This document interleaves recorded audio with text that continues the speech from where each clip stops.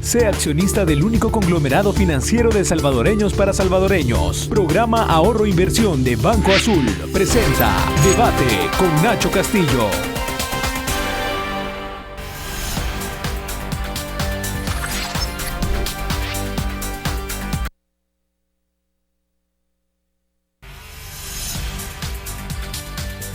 Muy buenas noches y bienvenido a un nuevo programa de debate este día martes 13 de diciembre. Martes 13, no se preocupen, no somos supersticiosos.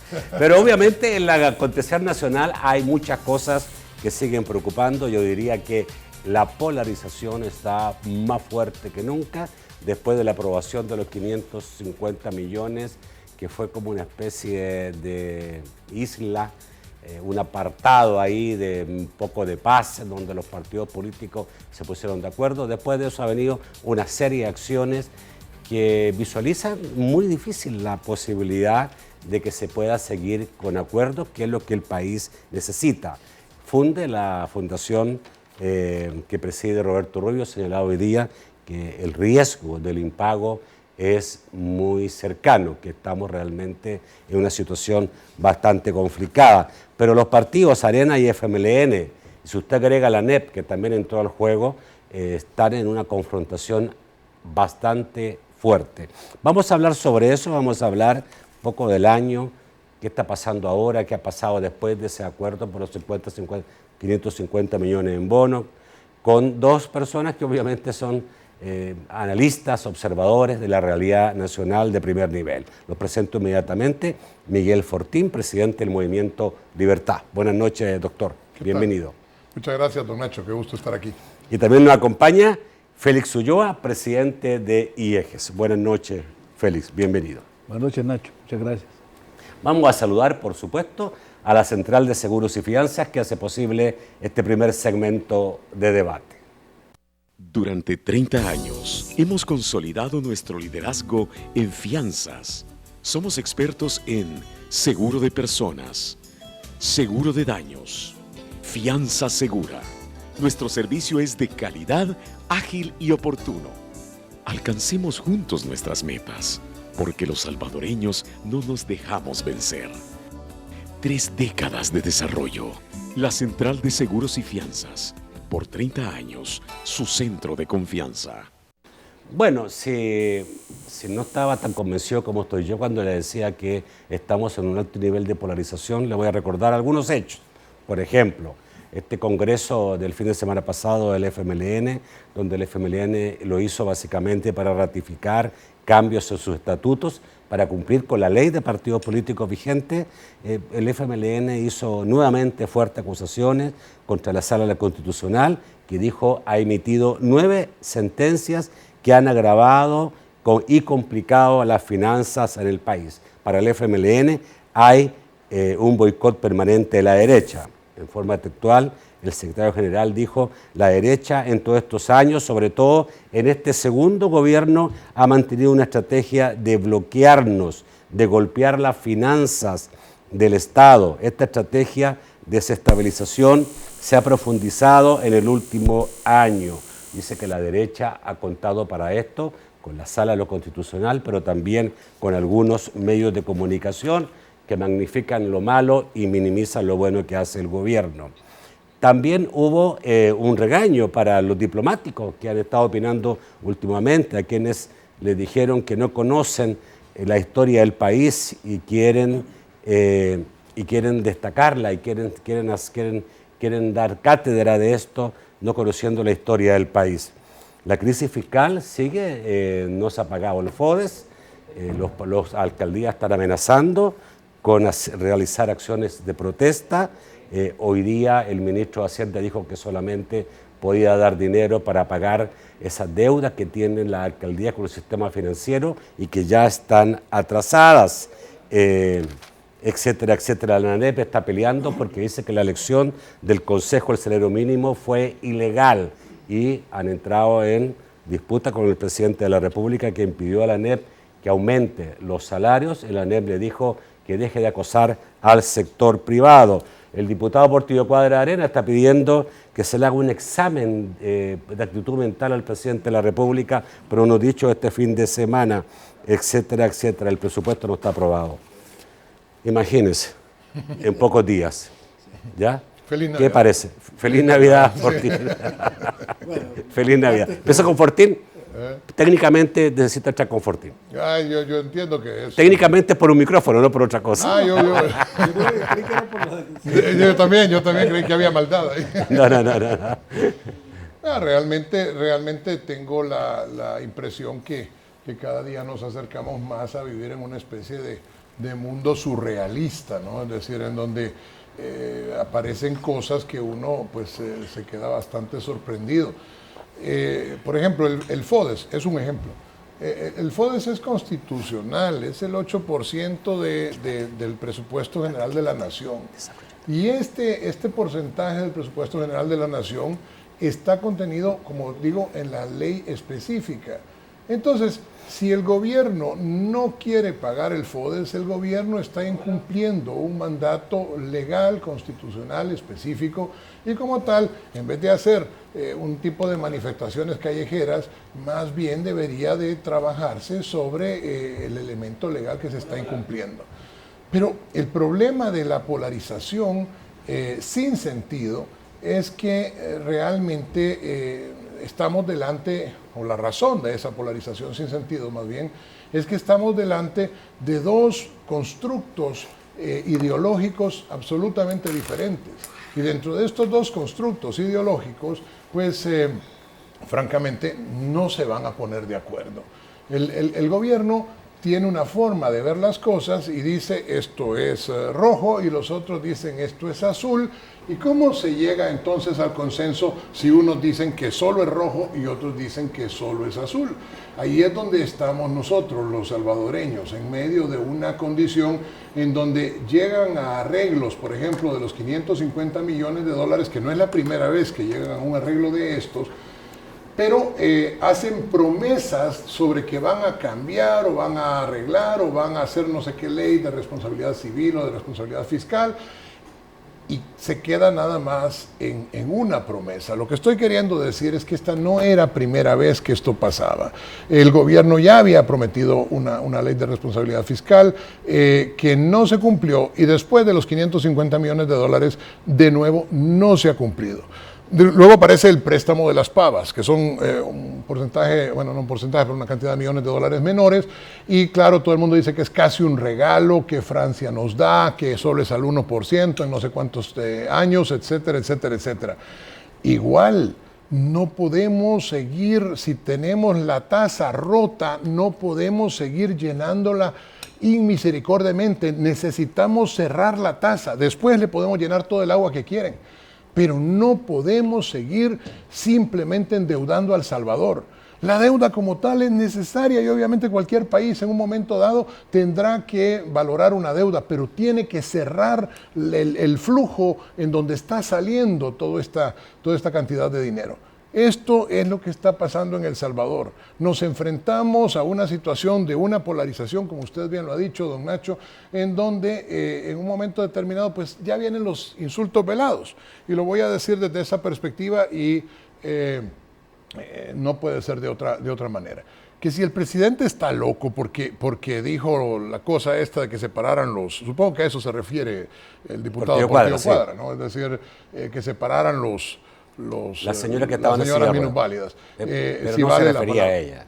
La realidad es que supongo que no se quería referir a ellas. Y la realidad es que no vamos a decir que alguien está loco por eso, pues, o sea, porque realmente pues, será una tontería que lo haya dicho de esa manera, pero de ahí a hablar de otra situación ya psiquiátrica, pues no, creo que quería ser un poco jocoso, creo que quería ser un poco, pues si usted quiere, irreverente, y no es que yo voy a estar defendiendo al presidente en primer lugar, porque el presidente no necesita que nadie lo defenda, en segundo lugar, porque al fin y al cabo, pues son dimes y diretes que los políticos usan.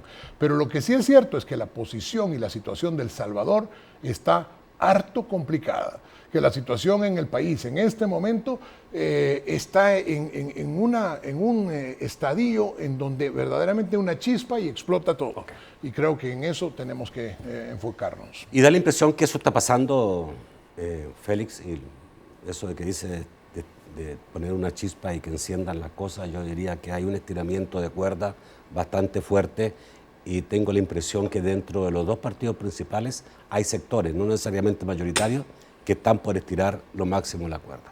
Bueno, mira, acuérdate tú que esta apuesta del choque de trenes es un escenario en el cual, tanto en periodos electorales como preelectorales, trae beneficios y réditos para ciertos sectores. Entonces, jugar a ese esquema siempre puede beneficiar a alguien.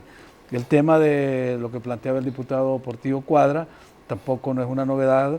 Ya lo vimos en otra gestión cuando Arena pidió que se estableciera una comisión legislativa para juzgar si el expresidente Napoleón Duarte estaba loco o no también, es decir, si tenía facultades mentales para gobernar el país. Entonces, este es un recurso que a veces puede ser quizás, no sé, un poco circense, pero que distrae la atención de los aspectos fundamentales que el país tiene.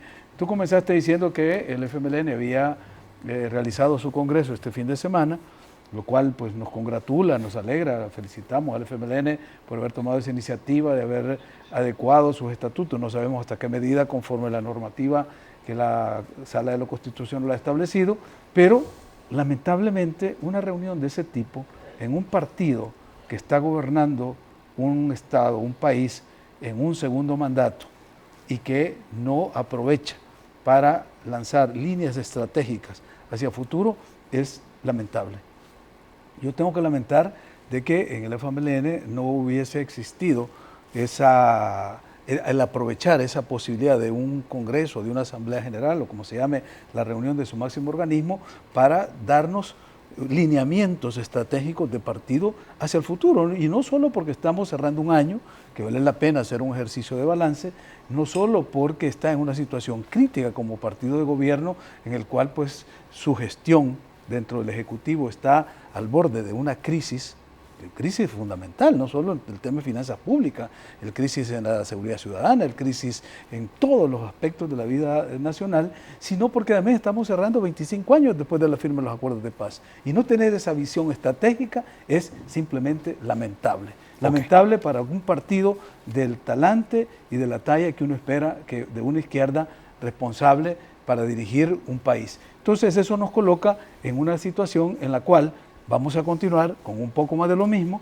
siguiendo este juego perverso, creo yo, que es un juego suma cero que se tienen los dos partidos mayoritarios, porque todo lo que gana Arena es porque lo pierde el FMLN, y lo que gana el FMLN es porque lo pierde Arena. Entonces eso se llama juego suma cero, que es un juego perverso, y en el cual nos tienen las dos fuerzas en lo que tú llamaste con toda exactitud una confrontación, un escenario de confrontación. Entonces, dar ese salto a un juego de ganar-ganar, donde todos ganemos, es lo que esperaríamos de un evento como este que se dio en el caso del FMLN.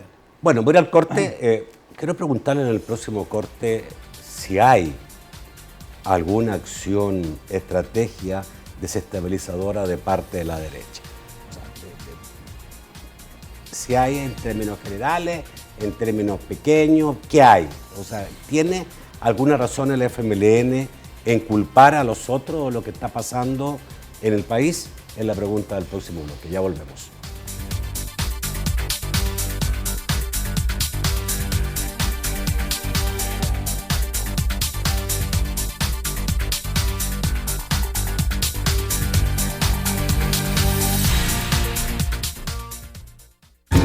En Super Selectos mañana es miércoles súper fresco, día de mucho ahorro en carnes, lácteos y embutidos.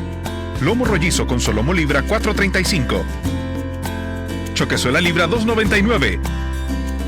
Pechuga con hueso Selectos Fresh libra $1.35.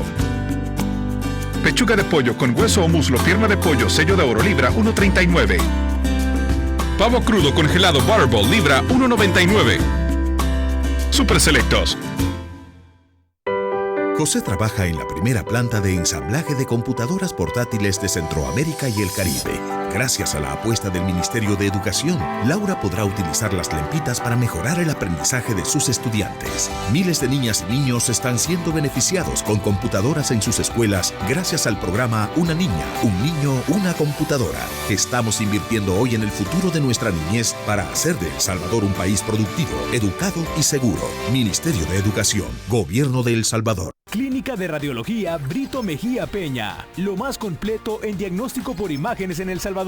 Te invita a continuar en sintonía de Debate con Nacho Castillo.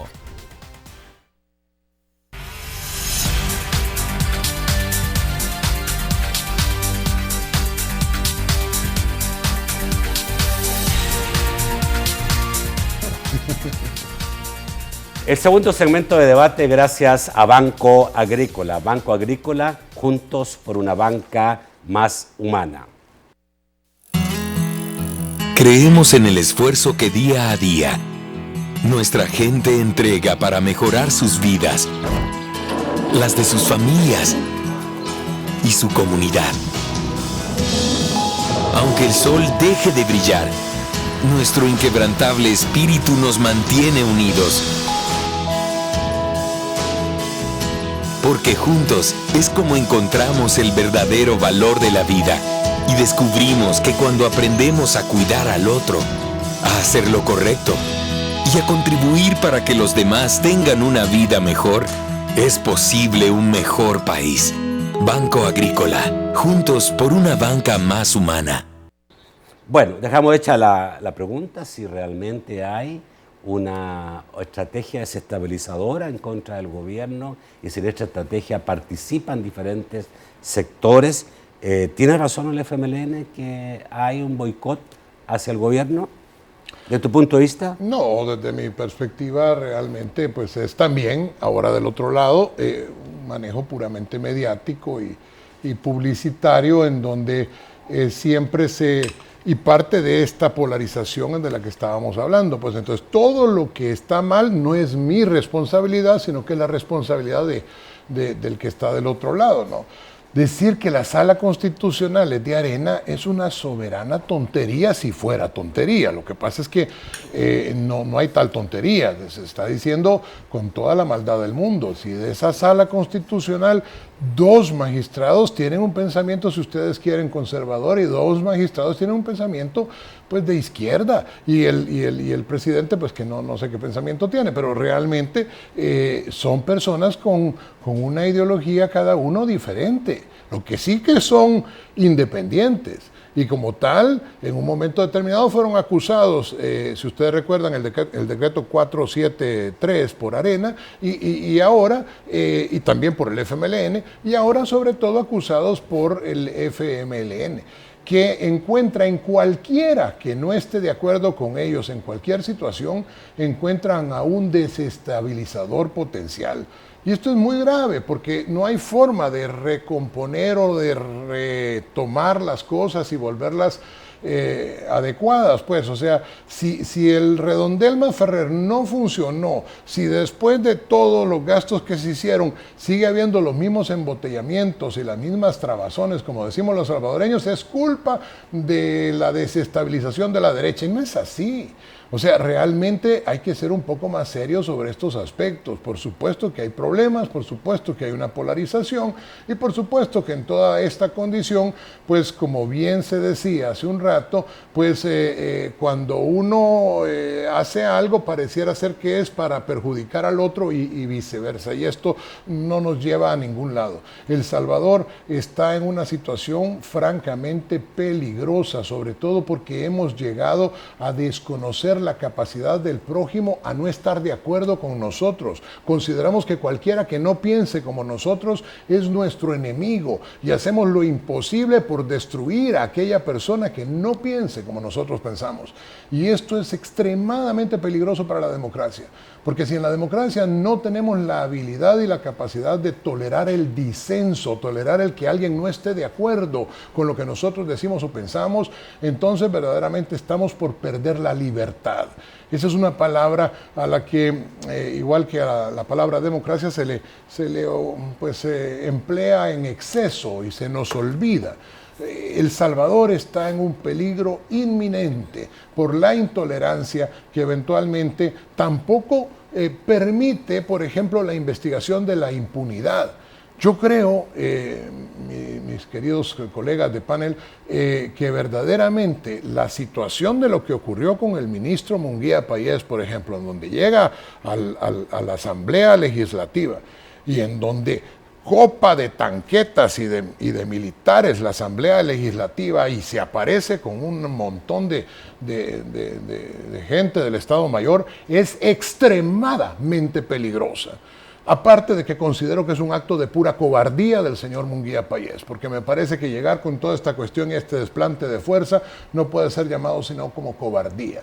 Pero además de ser cobardía, es un acto de amenaza velada para la institucionalidad. Yo creo que el país está en una situación grave porque las acciones como esta que estoy mencionando sugieren una intolerancia que puede rayar casi en la pérdida de la democracia. ¿Boicot, estrategia de la derecha? No, fíjate que esto es el juego democrático normal, sobre todo en las democracias parlamentarias. Siempre la oposición está pendiente de un mal desempeño del gobierno para pedir un voto de censura y que caiga el gobierno. Y es normal. Y el gobierno reacciona y cuando tiene el voto de confianza del Congreso, convoca elecciones anticipadas para volver a reelegirse. El problema es que nuestro sistema no es de democracia parlamentaria, es de democracia presidencialista. Y entonces no estábamos acostumbrados a ver que al presidente se le pusieran limitantes y que los órganos del Estado funcionaran bajo ese sistema de pesos y contrapesos, el check and balance que se da en todos los sistemas republicanos. Entonces ahora nos asusta, nos sorprende, no entendemos cómo una sala de lo constitucional que antes del 2009, nadie sabía que existía, ni nadie se preocupaba por la Constitución, hasta que esta sala empezó a emitir una serie de sentencias que asustaron al poder, porque dentro del sistema de pesos y contrapesos de un modelo republicano, los órganos se controlan unos a otros. Entonces, una de las funciones de la sala es controlar el exceso de poder de los otros órganos, sea del legislativo o del ejecutivo, y esta sala lo hizo. Controló al Ejecutivo, le quitó lo de las partidas secretas, controló al Legislativo, lo condenó en muchas de las demandas que varios ciudadanos presentamos, y entonces eso ha sorprendido. Pero eso puede ser, a ver, voy a tratar de ponerme en otra posición. Eso puede ser entendible, que la Corte, la Sala Constitucional, establezca ciertos parámetros del comportamiento del órgano, pero, por ejemplo, declarar inconstitucional una votación, el caso de los 900 millones, que es el principal problema. Es que revisemos... Yo no conozco en otra parte que la sala entra a eso. Claro, ¿y por qué no? Si justamente ese es su trabajo. El control constitucional es sobre cualquier esfera de la administración pública, de la vida pública. Y el control constitucional no escapa nada. Ahora esta sala ha sentado con una nueva escuela, por supuesto una escuela alemana, que no hay ninguna esfera de la vida pública que escape al control constitucional. Pero vamos al caso concreto, examinemos las 9 sentencias que se han dicho que son con las cuales se está boicoteando, saboteando, desestabilizando, como tú quieras llamar, al gobierno. Revisémoslas, vámonos, hagamos una auditoría técnica y veamos dónde estuvo la falla. ¿Estuvo la falla en que esta sala tiene una orientación ideológica para perjudicar al gobierno o fue una falla de origen que se generó donde salieron estos decretos que no se hicieron bien y que un ciudadano se lo pidió a la sala lo examinó y dijo, está mal hecho? Mira, esos famosos 900 millones, da pena ver ese caso, porque no es una situación en la que simplemente se violentó el proceso de formación de ley, porque había ya un dictamen, se sometió a votación, no alcanzaron los votos, eso pasa al archivo y no se revisa hasta dentro de 6 meses. ¿Y qué pasó esa sesión? Que como no se alcanzaron los votos y se mandó al archivo, después se cambió a un diputado o una diputada propietaria, se llamó un suplente, y se volvió a traer en la misma sesión y se votó. Por favor, eso es un desaseo legislativo. Entonces, ¿cómo no va a haber una sala que, aplicando lo que le corresponde conforme a la Constitución, diga, mire señores, eso está contra la Constitución? Es decir, sí es sencillo. Lo que pasa es que no hay capacidad, primero, de reconocer que las cosas se han hecho mal. Y segundo, de que una vez reconociendo que se han hecho mal, hay que hacerlas bien, porque ahora hay que, si faltan esos 900 millones, pues se vuelve a llevar el proceso y como se ha dicho, bueno, se puede de nuevo volver a solicitar pero eso. Mala suerte el FMLN que le tocó esta sala y más encima esta sala con doctrina alemana en su interpretación de la Constitución. ¿Mala suerte? Al contrario, creo que buena suerte no solo para el FMLN, sino para todos los salvadoreños, el haber tenido esta conformación de una sala que nos ha permitido entrar a la modernidad en el constitucionalismo moderno. El problema del FMLN es que no ha querido ponerse a la altura y a la par de la sala. Fíjate que una de las cosas que más me duelen a mí de esta actual dirección del FMLN, porque es esta dirección del FMLN la que está cometiendo estos errores, es ir rompiendo alianzas, ir quebrando puentes, ir construyendo muros, irse aislando en un esquema totalitario, un esquema de modé, como se diría, pasado ya de moda, y tratar desde ahí de levantar trincheras y banderas que no corresponden ni a la situación actual del mundo moderno. Estos no han reconocido que el muro de Berlín se cayó hace más de 30 años, en el 1989. No se ha reconocido que el mundo ya no es el mundo bipolar, que la Guerra Fría se terminó. Es decir, estamos en un mundo moderno. Entonces, encasillados en esas torres de marfil ideológicas, no alcanzan a ver que la sala es el mejor aliado de la democracia en El Salvador y que el FMLN y cualquier formación de izquierda debería haber sido el acompañante de todas estas iniciativas para no solo modernizar nuestro sistema político, sino democratizarlo más. Fíjate que la famosa sentencia que dio la sala cuando yo presenté la demanda del voto por rostros, yo antes de presentar esa demanda fui a consultarla con el Frente. No porque yo sea del FMLN ni haya sido del FMLN, sino porque pero fuiste aliado de ellos. Yo soy un hombre de izquierda, me interesa que la izquierda en este país y en todo el continente y en el mundo recupere ese liderazgo intelectual y moral que ha tenido y que está cayendo cada vez, lo hemos visto, pues, una decadencia por la corrupción, por la mala gestión, por la mediocridad de los cuadros, y entonces lo consultamos antes de llevarlo a la sala. ¿Y cuál fue la respuesta? No, el partido no está de acuerdo en eso, esto no nos conviene en este momento. Es decir, y yo me puse a pensar antes de presentar la demanda, consulté con mi almohada, ¿qué es más importante, el partido o el pueblo? Y la decisión fue el pueblo, y por eso presenté la demanda, porque sabía que el partido, como me lo dijeron dos de los grandes dirigentes, si haces eso el partido se va a ir contra vos. Y en efecto, me han echado encima. Mucha gente han dicho que he venido a destruir a los partidos políticos, que soy de la derecha o de lo que sea, cuando todo mi trabajo ha sido el fortalecimiento, no solo de los partidos, sino de la democracia, porque soy un demócrata y me considero una izquierda de la izquierda democrática. Pero lo que está sucediendo en el país, desafortunadamente, que hay un velo ideológico que no permite ver que el mundo ha cambiado y que necesitamos no solo una sala como la actual, no solo una fiscalía como la actual que está luchando contra la corrupción, un instituto de acceso a la administración pública, una nueva corte de cuentas, una superintendencia del sistema financiero, porque hay que hablar de cómo se está comportando la superintendencia en este momento en la lucha contra la corrupción, sino pues todas estas instituciones que en una eclosión democrática nos lleven hacia un país más democrático y más moderno. Ese es el problema. Y esto es como interesante, porque esta es una demostración de lo que se acaba de decir. Es decir, no es que el mundo entero complota contra la dirigencia del FMLN. Hay gente de derecha, hay gente de izquierda que simplemente tiene una posición democrática y que trata de hacer patria, en 3 palabras. Y por supuesto que tendría que escoger en un momento determinado entre ser filial de la dirigencia de un partido o actuar de acuerdo a lo que su conciencia le dicta. Y estoy seguro que es exactamente lo mismo que pasa con los magistrados de la Sala Constitucional. En ese orden de ideas, pretender que todo el que opine distinto de la dirigencia del FMLN es su enemigo y está aliado con la ANEP y con la no sé qué y la no sé cuánto, es totalmente absurdo. Pero eso es terriblemente grave. El Salvador está en una posición extremadamente peligrosa. No es que yo sea ave de mal agüero, ni le esté deseando el mal a la patria que realmente quiero con todo mi corazón, igual que ustedes. Tú escogiste ser salvadoreño y nosotros nacimos acá. Realmente es una tierra que merece lo mejor de todos nosotros. Y ya no podemos seguir hablando de un partido político que considera su enemigo a cualquiera que no esté de acuerdo con ellos en una posición. Bueno, voy al corte. Interesante tema, vamos a seguir. Mucho que hablar sobre esto. Ya volvemos.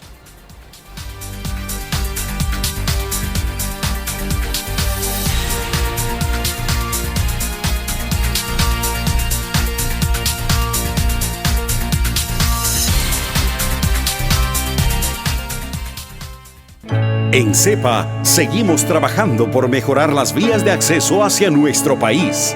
El plan de expansión del Aeropuerto Internacional Monseñor Romero es ya una realidad, con la construcción de la nueva plataforma en pista para recibir más aeronaves. Y recientemente fue colocada la primera piedra para la construcción de 4 nuevas salas de espera, que aumentará la capacidad de atender mayor número de pasajeros. CEPA, somos gente que va más allá. En el corazón de cada persona de buena voluntad, en el alma pura de los que creen con humildad, en las manos de los que hacen el bien, está presente la estrella de Belén. En la alegría y paz de cada hogar, en la sonrisa limpia del pequeño sin importar su edad, en el pecho iluminado de los que hacen el bien, está presente la estrella de Belén. En la sonrisa dulce que no sabe de odios, en la mirada intensa de amor de tantos novios, en el abrazo pleno de amigos de la infancia y en la sonrisa tierna de una madre y su esperanza. En todos ellos, en los que abunda el bien, está presente la estrella de Belén. ¡Feliz Navidad! Les desea Alba Petróleos de El Salvador. 10 años dando lo mejor. Oye, ¿qué piensas que estarás haciendo cuando estés jubilada? Muy activa y si se puede, viajando. Genial. ¿Y cómo pagas los viajes? Ahorrando, cuando se puede. Si no, pues, con tarjetazo. Bueno, ¿y cuándo piensas que vas a pagar esas deudas? Pues, depende. ¿Depende de qué? Si logro conseguir otro préstamo para seguir viajando. Si hoy te llenas de deudas, ¿cómo pensás viajar cuando estés jubilada? Tu retiro depende de lo que hagas hoy.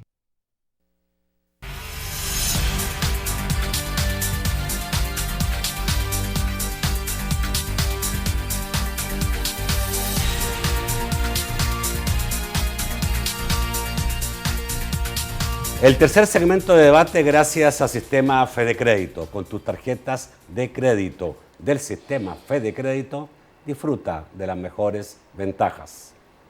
Todos mis días son diferentes, pero todos tienen algo en común. Y es que cuando compro algo que me gusta, yo prefiero pagarlo con mi tarjeta de crédito del sistema Fede Crédito. Porque con ella disfruto de increíbles descuentos permanentes, promociones en comercios afiliados. Y además puedo canjear mis Fede Puntos acumulados por dinero en efectivo. Por todos estos beneficios, siempre va conmigo. A la vuelta de la esquina, estamos donde tú debes estar. Sistema Fede Crédito. Queremos darte una mano. Multicultural. Bueno, y obviamente hay tantas cosas que la gente se pregunta de lo que está pasando.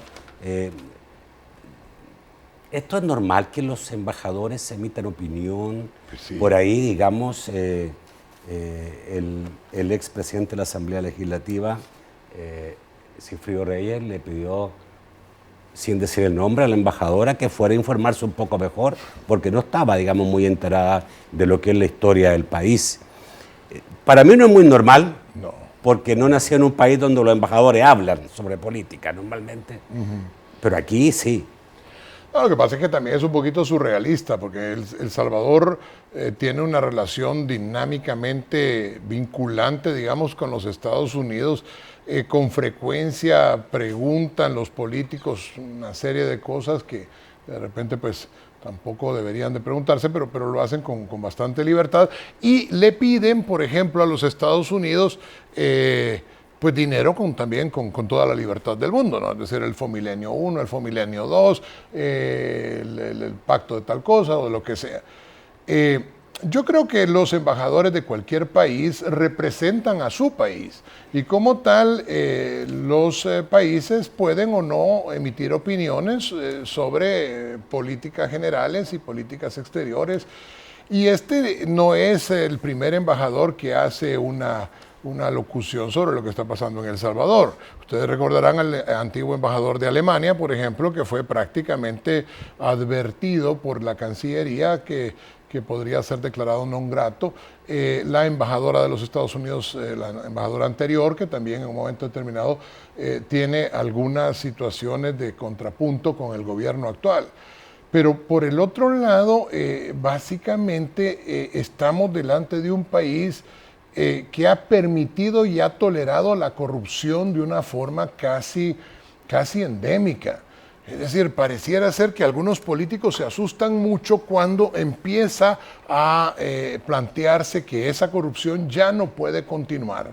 Y cuando de alguna forma los representantes extranjeros también empiezan a hablar sobre cómo debe ponerse un alto a esta corrupción. Se empieza a apoyar a la Fiscalía, el actual fiscal de la República empieza a señalar algunos casos de potencial corrupción y empieza a señalar a algunas personas, unos que viven acá, otros que se fueron huyendo a Nicaragua y otros que se habrán ido huyendo a cualquier otro país. Pero la realidad es que El Salvador sí que está cambiando en algunas cosas. Ahora, va a tener éxito este cambio. El día de ayer el exalcalde de San Miguel advertía o insistía más bien en que debería formarse una especie de CICIES o algo por el estilo. Yo tengo la idea de que ya esas CICIES ya existen en El Salvador. Yo tengo la idea que la Fiscalía está siendo apoyada por algunas legaciones internacionales y tengo la impresión también que el fiscal como tal sabe y necesita tener alguna fuerza. Pero los políticos nacionales no están como muy dispuestos, sino todos los políticos, por lo menos algunos representativos como el señor Reyes, que más que rey pareciera querer ser emperador, que cree que las cosas hay que decirlas de tal manera y que nadie puede opinar nada. A mí me preocupa mucho, me preocupa muchísimo porque como que todas estas personas, no estoy diciendo un caso en especial, pero todas estas personas tienen cola que le pisen, tienen bastante tela que cortar detrás de cada uno de ellos. Es decir, desde estos seguros médicos que sirvieron para arreglar narices y para cambiar abdómenes, hasta cualquier otra cantidad de situaciones en donde se compraba un inmueble en determinada cantidad y se ¿cómo se dice? Cuando se pierde la cantidad de dinero que alguien tiene, se desvaloriza la capacidad, por ejemplo, que tenía el IPFA para después venderlo a otro precio distinto. Si esas cosas son reales, yo creo que hay que investigarlas. Lo que sí queda claro es que el salvadoreño promedio está harto de la corrupción, está harto de los políticos mañosos, en el sentido mañoso de tener mañas, de tener circunstancias de oscuridad, y que hay que hacerse una pregunta sustancial, y esa pregunta es si estamos dispuestos a permitir que continúe esta impunidad y esta corrupción, o es el momento de parar. Probablemente los países amigos también sienten un poco esta misma condición.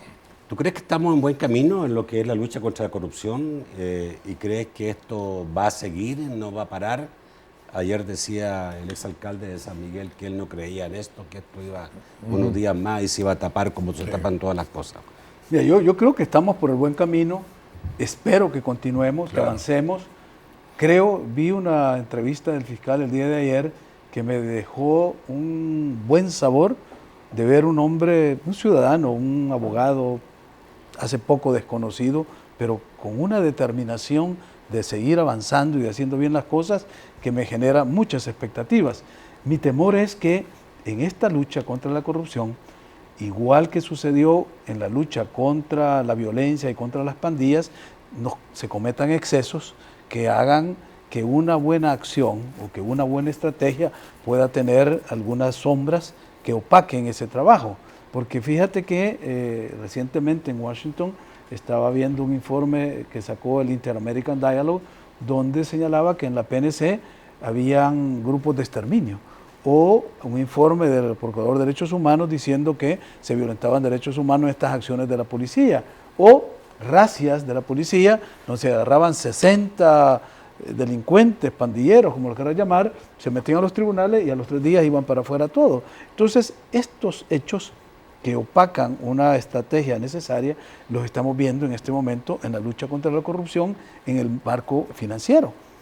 Hay una situación en que los bancos en este momento están actuando de una forma no solo ilegal, sino inconstitucional.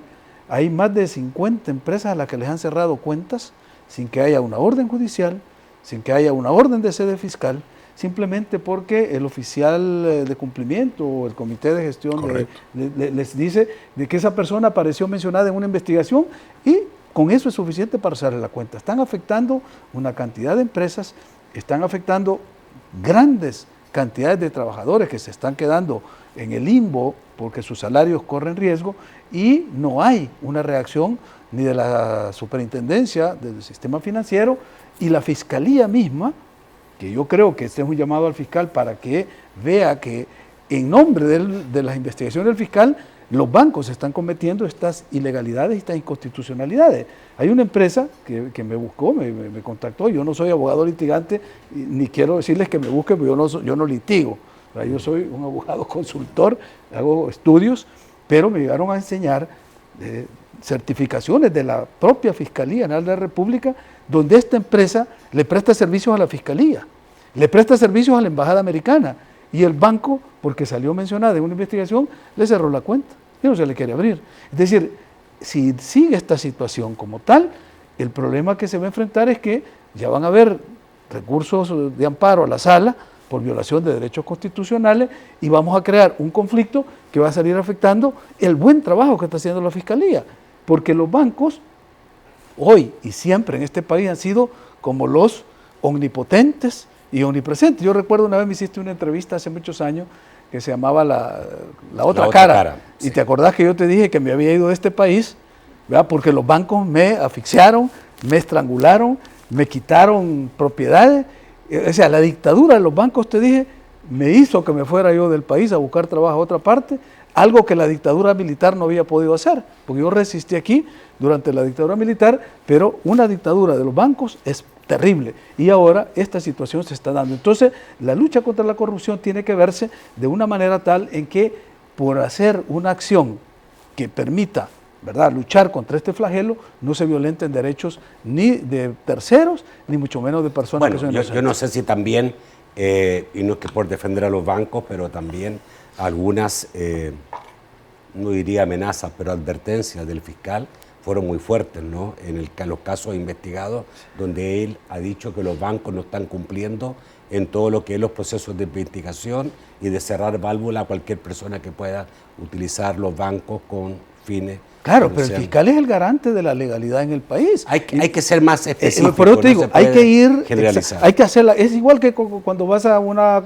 colonia y agarras a los mareros y de repente te ibas a 4 o 5 estudiantes que no tienen nada que ver y les atropellas sus derechos. Claro, estás con un objetivo de combatir un flagelo de delincuencia, pero que no sea, ¿verdad?, lo que se llama, ¿cómo se llama en la guerra? Víctima del fuego amigo, sí. o las, ¿cómo se llama? Sí, el fuego amigo, ¿no? Las víctimas colaterales, ¿verdad? Daños colaterales. Es decir, que el daño colateral no sea tan grave que afecte una estrategia que realmente es importante y que todos apoyamos, pero que no consideramos que en este momento se esté llevando bien por el sistema financiero. Y no hablo solo de los bancos, hablo también de la superintendencia. ¿Será que hay un problema de pánico? Mira, yo no sé. Yo he sabido de gente que no quiere depositar más que lo que pudiera hacer, porque no vaya a ser que lo estén investigando.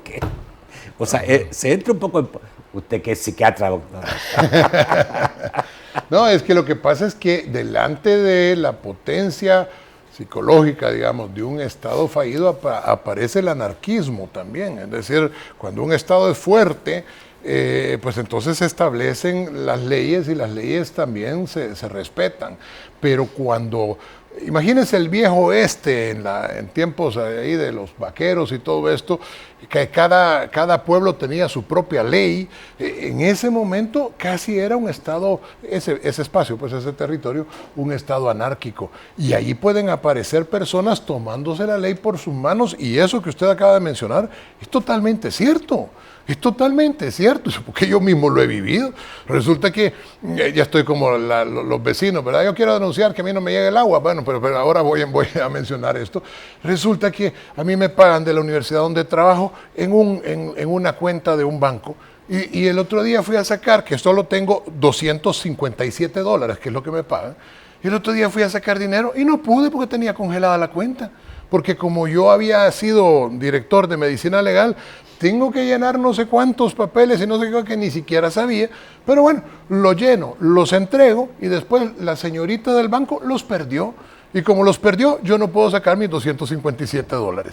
Ahora, eso es una tontería. Pero lo que pasa es que cuando alguien empieza a hacer estas cosas, también empieza a actuar fuera de la ley, y puede ser que el sistema financiero también lo esté haciendo. Yo creo que es bien interesante esto que Félix está mencionando. Bueno, sí, yo creo que hay un poquito de pánico en alguna gente y en algunos sectores del país. Eso quizás puede ser los temores de que esto no se haga lo mejor posible, ¿no? Esta lucha contra la corrupción. De acuerdo, ¿no? Y te digo, y está bien, de que haya pánico, que haya un exceso de celo en no caer en una posible, digamos, investigación errónea o un maltratamiento a un potencial delincuente, pero es que vivimos en un Estado de Derecho, y en un Estado de Derecho, y sobre todo en nuestro país, una persona es inocente hasta que no se le demuestra lo contrario. El principio constitucional de inocencia, de presunción de inocencia, es básico.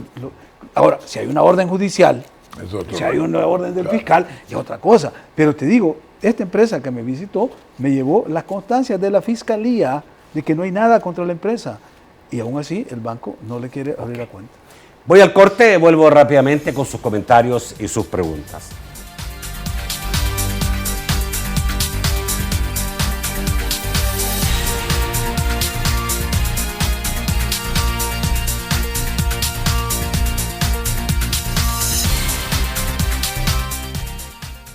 Clínica Brito Mejía Peña le ofrece sus nuevos estudios de resonancia magnética cardíaca, únicos en Centroamérica. Muestra con mayor precisión el flujo sanguíneo del músculo cardíaco, presencia de inflamación del miocardio y la anatomía del corazón sin utilizar radiación. Clínica Brito Mejía Peña, 40 años de experiencia, innovación y liderazgo. Un centro especializado del Hospital de Diagnóstico. Servicio las 24 horas. Durante 30 años hemos consolidado nuestro liderazgo en fianzas. Somos expertos en seguro de personas, seguro de daños, fianza segura. Nuestro servicio es de calidad, ágil y oportuno.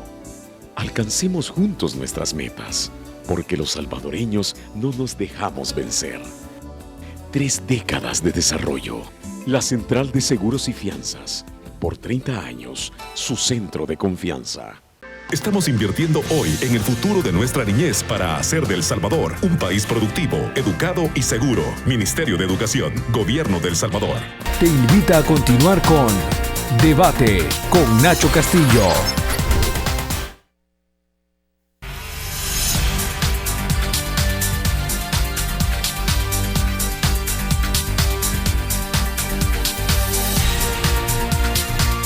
Vamos con Francisco Bonilla para saber qué dicen los amigos televidentes esta noche. Buenas noches, Francisco. Un placer saludarles, muy buenas noches. Vamos a revisar lo que dicen los amigos televidentes. Dice Fidel Monti, surrealismo sobre algo que planteaba el doctor Fortini es el salario mínimo propuesto por ANEP, al igual que el costo de la canasta básica calculada por la ASI. Dice Miguel Martínez, el irrespeto al presidente por Partido Cuadra le echa más leña al fuego de la polarización.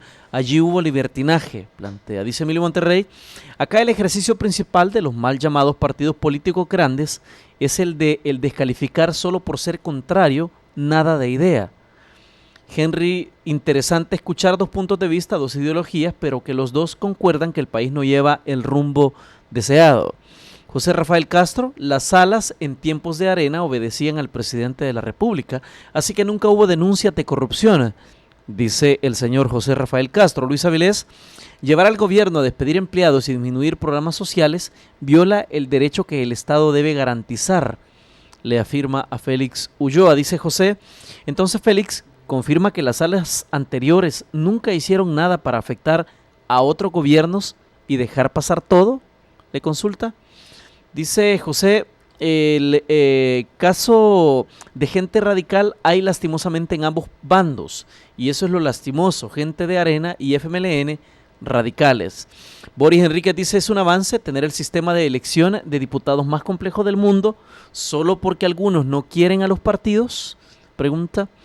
Finalmente, Ángelo dice, pregunta, ¿la corrupción de derecha debe de ser ignorada por ustedes o son imparciales? Les pregunta a ambos. Vamos al estudio para las respuestas. Como quieran, ¿quién quiere empezar? Bueno, mira, tres cosas. La corrupción de la derecha, hemos dicho que la corrupción es un fenómeno que afecta igual a derecha e izquierda y no tiene ideologías. Aquí hay corrupciones que se pueden investigar todavía judicialmente porque la ley lo permite, ¿verdad? Es decir, un juicio por enriquecimiento ilícito tiene su periodo de prescripción, no se puede investigar, pero por suerte tenemos una ley, que es la ley de la extinción de dominio, que puede ir retroactivamente hasta donde querramos, y eso es lo que valdría la pena tener en cuenta, de que sí podemos ir tras aquellos grandes desfalcos que se hicieron al Estado en otros periodos.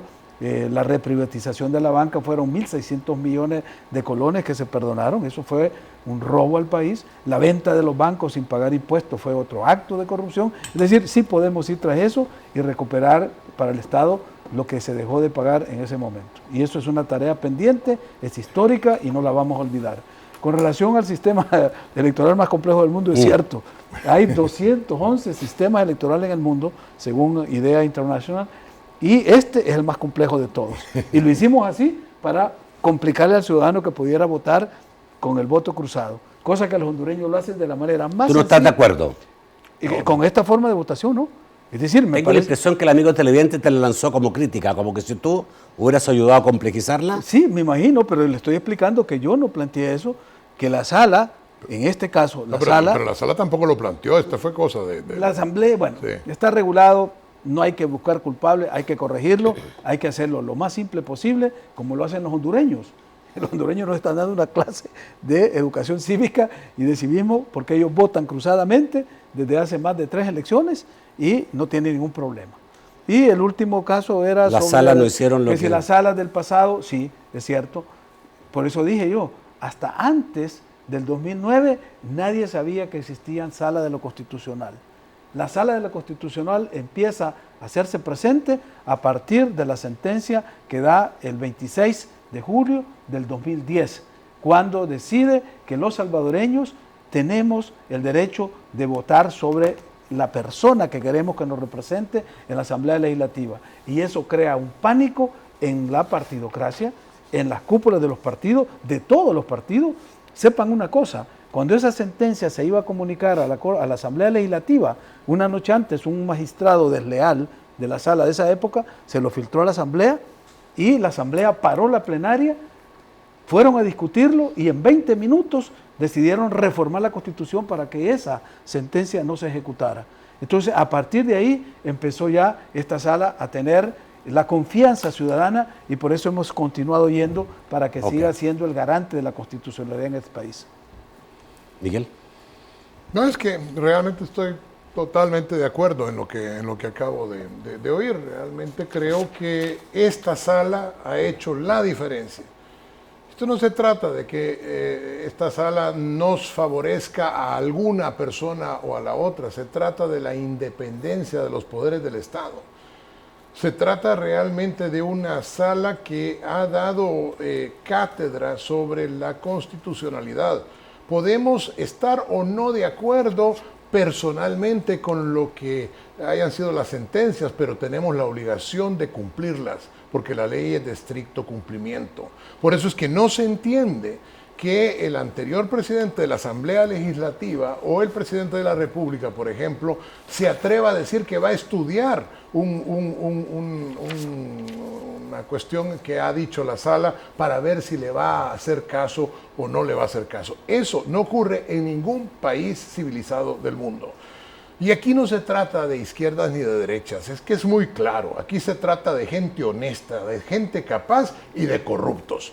Y ya no podemos seguir permitiendo a los corruptos. De eso creo. ¿Hay que ir para atrás en la investigación de la corrupción? Hay que ir para donde se tenga que ir y hay que tocar a cualquiera sobre la composición de la corrupción. Te quiero preguntar lo último en relación a lo que dijo un amigo televidente, que el salario mínimo es surrealista. No, él decía que otra cosa era surrealista, pero todo esto es surrealista, ¿ves? O sea, hay un montón de aspectos que son bastante surrealistas porque es que estamos viviendo en un país extraño. ¿El salario mínimo? El salario mínimo hay que estudiarlo y hay que analizarlo con mucha calma, porque realmente, pongámonos del lado, pero no vamos a tener mucho tiempo de hablar de esto, pero pongámonos del lado, por ejemplo, del dueño de una pupusería. No pongamos del lado de lo que dice la ASI o lo que dice la NEP, sino del dueño de una pupusería que tiene 4 señoras que trabajan y que se les paga el salario mínimo y que hay que subirles el $40 a cada una. Realmente van a terminar despidiendo a una de las señoras. ¿Alcanza con esto? Bueno, pues no alcanza y por tanto hay que buscar otras formas para aumentar el ingreso, etcétera. Yo creo que esto es algo que tenemos que hablar con más calma, pero realmente El Salvador está en una crisis y no hay duda de que estamos en una crisis. Bueno, le agradezco que haya estado esta noche, muchísimas gracias, Félix. Vamos a hablar de muertos alguna vez. Usted sabe mucho de muertos. Sí. Vamos a hacer un programa para hablar de muertos, porque el doctor fue director de medicina forense. Le vamos a traer el Día de los Muertos. Sí, buena idea. Va a ser especial. Y nos cuente todo lo que usted ha visto. Bueno, yo me despido, voy 15 días de vacaciones, muy feliz de poder entrar en este periodo de descanso. Los voy a ver sin duda antes que termine el año. Vuelvo antes que termine el año para desearles feliz año. Por mientras les deseo feliz Navidad. A partir de mañana van a estar acompañados de mi buen amigo Federico Celedón. Así que muchas gracias y nos vemos luego.